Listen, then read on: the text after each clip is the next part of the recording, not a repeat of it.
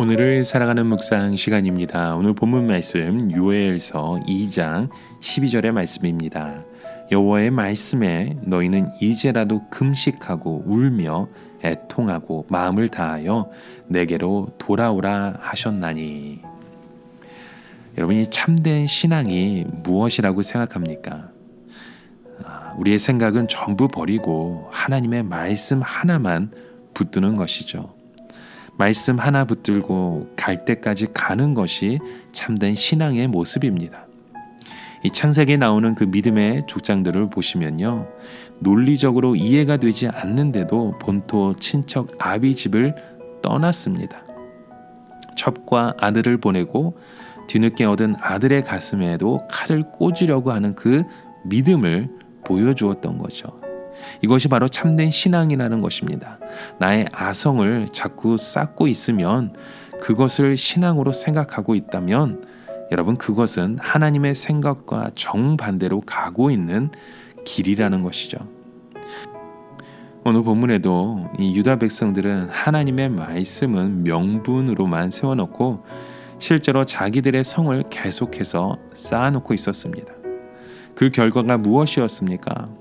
그 단단하던 예루살렘의 성벽이 무너지고 성전이 불타버린 것입니다.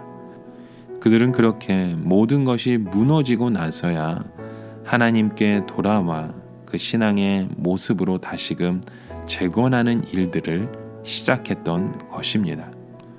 여러분, 우리도 마찬가지입니다. 우리도 내가 가진 그 생각을 전부 버리고 하나님의 말씀을 붙들고 주님의 그 말씀에 순종하며 끝까지 주님만을 의지해야 합니다. 주님만을 의지하며 가는 그 길에 우리가 한계에 부딪힐 때는 바로 거기에서부터 하나님께서 역사하시는 그 기적이 일어나고 부활의 능력이 나타나게 되는 줄 믿습니다. 이 유다 백성들은 너무나 오랫동안 이러한 말씀 없이 습관적인 그런 신앙의 모습을 이어왔었습니다. 말씀 없이 오래 믿으면요, 우리의 신앙적인 기형아가 될 수밖에 없습니다. 만약 우리가 낯선 길을 여행하고 있다면 과연 바른 길로 가고 있는지 이 나침판이나 지도를 통해서, 내비게이션을 통해서 우리가 계속 확인해 볼 필요가 있습니다. 그렇게 하지 않으면 처음에 약간 방향을 잘못 잡다가 결국 완전히 다른 곳에 가버리는 결과를 맞이할 수밖에 없죠. 여러분, 우리는 이런 하나님의 말씀을 통해서 항상 우리의 위치를 확인해야 합니다. 하나님께서 오늘 나의 삶을 어떻게 이끌어 가시는지 기대하며 주님의 말씀만을 우리가 의지해야 하는 것이죠.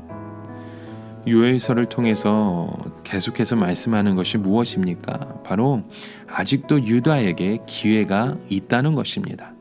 다시 말해서 지금이라도 겸손하기만 하면, 하나님의 말씀을 붙들고 다시 회개하기만 하면 이 재앙들을 피할 수 있다는 것이죠. 이 유다 앞에는 가뭄과 그 들불들이 기다리고 있었습니다.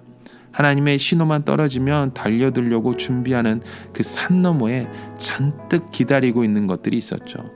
그것은 바벨론만이 아니라 페르시아에서도 있고 로마에서도 있었습니다.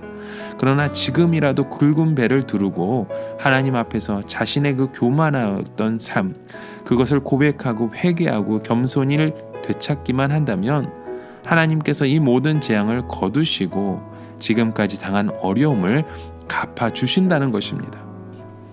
여러분, 하나님께서 우리에게 요구하시는 것은 흠이나 티가 전혀 없는 완벽한 삶이 아닙니다.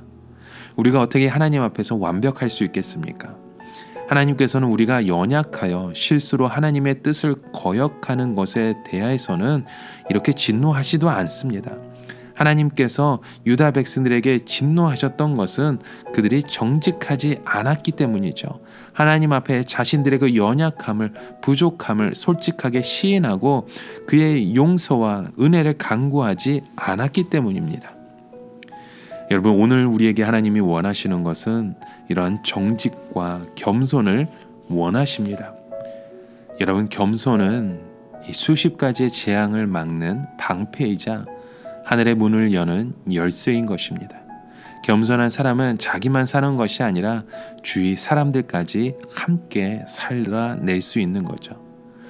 오늘 하루 여정 가운데 여러분 이런 겸손한 모습으로 무엇보다도 주님의 마음을 품고 주님의 능력 가운데 서가며 주님 앞에 바로 설 수 있는 그런 믿음의 걸음을 걸어가실 수 있는 저와 여러분의 하루가 되시길 주님의 이름으로 간절히 축원합니다.